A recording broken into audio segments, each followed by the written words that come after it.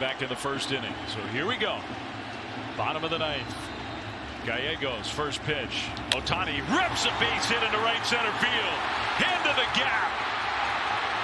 Cut off by Thomas in center field. Ohtani steps at second with a leadoff double.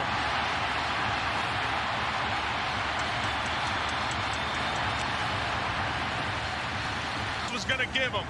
He sat on a and he got it, and boy, he delivered. Taking his helmet off, and let's see the wheels, big boy. It was a great play by Thomas, who just got hit on the foot by a pitch to get there and cut it off. Otherwise, Ohtani's at third easy. How good is this guy? Oh, man, he's unbelievable. The approach, the execution, and the attitude.